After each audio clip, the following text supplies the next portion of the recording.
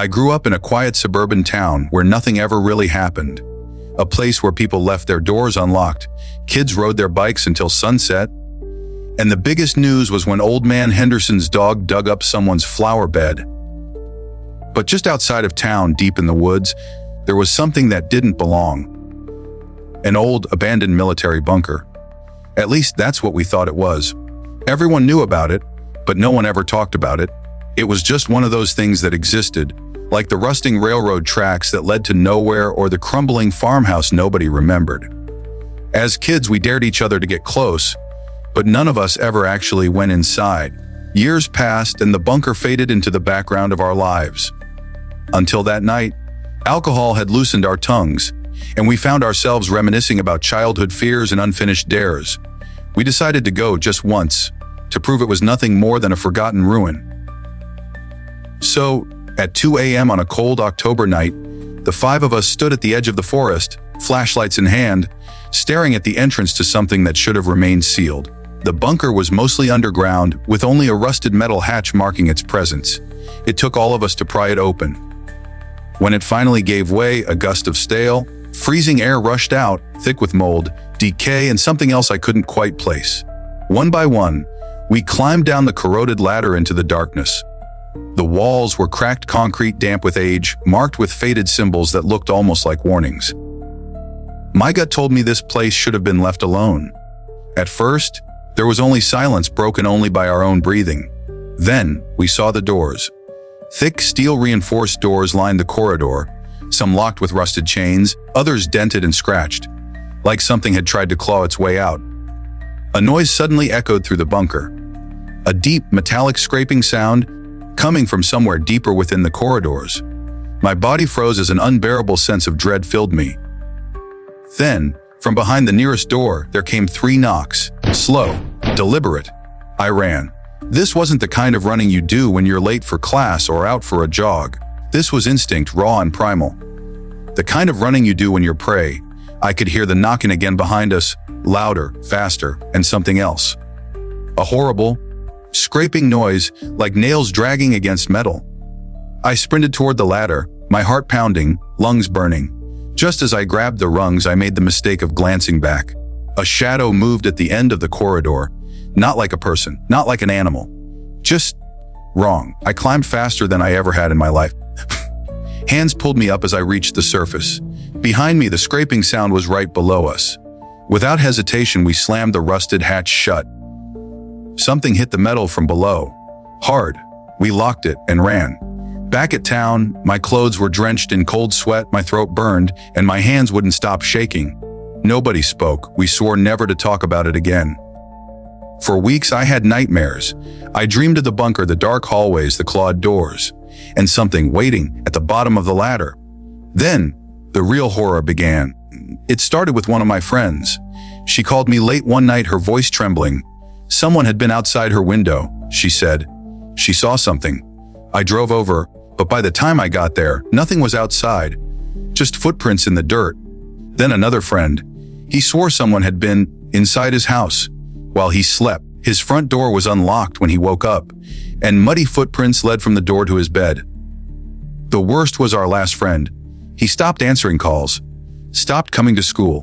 When we finally went to check on him, his house was empty. His parents said he had left in the middle of the night. They had no idea where he went. The police never found him. Years passed. I moved away, tried to forget. Then, last week, I got a text. It was from an unknown number. Just 4 words. Don't go back. Ever. I didn't recognize the number. Then I remembered something. Before he vanished, my friend had a habit of ending his text with a period. A tiny, insignificant detail. This message had one too. I haven't slept since. Tonight I heard knocking at my window. 3 knocks, slow, deliberate, just like before.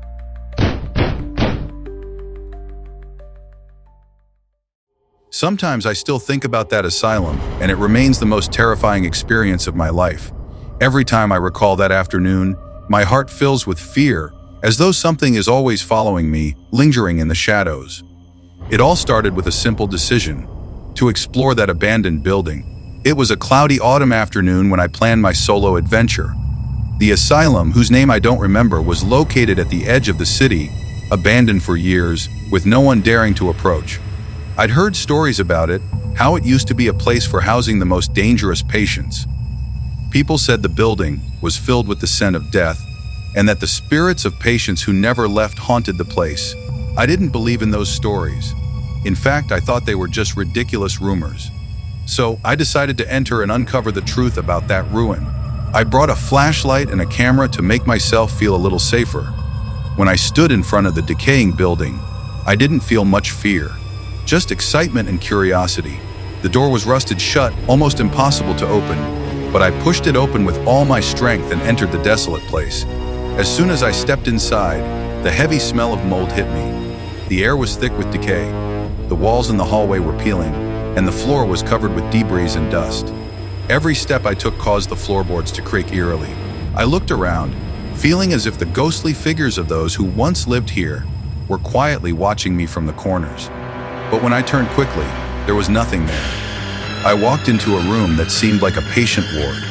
It was empty, but the walls were covered in irregular scratches, as though someone had clawed at them with their fingers. I shined my flashlight on the wall, and the scratches looked old, left behind from years ago. A chill ran down my spine, but I told myself it was all in the past and I had nothing to fear. I moved through several rooms and entered a large hall. The windows were covered with iron bars, and only a faint sliver of light streamed through the cracks. I realized no one had been here for a long time. There were weeds growing high around the building, showing its abandonment. I took out my camera and started photographing the unsettling scenes. Then, a sharp, shrill sound broke the silence. I immediately turned around, but the air seemed to freeze. The sound seemed to come from somewhere upstairs, almost like a scream. I called out loudly, but no one responded, only my echo bouncing off the empty hallway. I told myself it was just a rat or some other animal making the noise. After all, the place had been abandoned for years, and there were no clear explanations. But I couldn't calm down. My flashlight trembled in my hand, and my heart started pounding faster. I began to wonder if I had made a mistake coming here, but it was too late to turn back now. I continued up the stairs, wanting to find the source of the noise. As I reached the second floor, a cold chill hit me, causing me to shudder. I approached a slightly open door and pushed it ajar.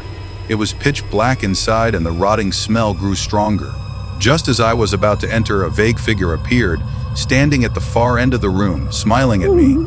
I froze in place, my mind filled with indescribable terror. The figure's face was pale, its eyes hollow, and its mouth twisted into a strange, unsettling smile.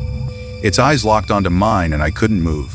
I wanted to run, but my legs felt like they were made of iron, unable to move. The figure slowly advanced toward me, each step echoing heavily in the room. I could hardly breathe until it reached out its hand. In a sudden burst of awareness, I turned and ran. I bolted down the stairs, pushed open the door, and rushed into the open air. The figure's laugh echoed in my ears, and my heart nearly leaped out of my chest. When I looked back, the abandoned asylum still stood there watching me. Since that night, I've never dared to approach that building again. Even thinking back to that night, I can never escape the sound of that figure's laughter and the emptiness in its eyes.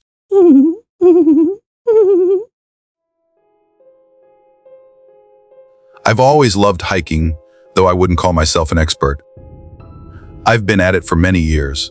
I've walked many popular trails and often seek out lesser-known, hidden paths. To me, it's both a form of relaxation and a challenge. Recently, I've picked up a new hobby, exploring places on maps that aren't even labeled, mostly forests that see few visitors. I find this kind of adventure exhilarating, though it does carry a certain risk. It's not just a physical challenge, but a mental one too. I mark the trees along my route with little stickers so I don't lose my way. Every time I pass a tree, I peel the sticker off to make sure I don't leave any trace behind. It's my way of respecting nature. This method has always worked well for me, and I rarely get lost. However, one time I came across a particularly unfamiliar place. The Merry Forest, a remote woodland in the mountains. The Merry Forest isn't widely known, and you can't even find it on most maps, but I'd heard stories about it. It was once the site of a coal miners' community, but after a disaster early last century, the entire village was abandoned. Locals say the area is always shrouded in some eerie shadow, and strange sounds often echo through the woods at night.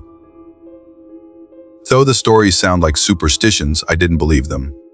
After all, I've been to plenty of forests that are quiet and dark, and to me, this was just another unexplored patch of wilderness. Nothing to be afraid of. I began my trek in the morning, making sure to finish before dark. At first, everything was calm, with tall trees and dense foliage, and the trail barely visible beneath my feet.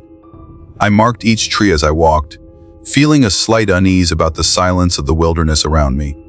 It wasn't like the other forests I'd been to. The air felt unusually still. There were no birds chirping, no animal footsteps, and not even the sound of wind.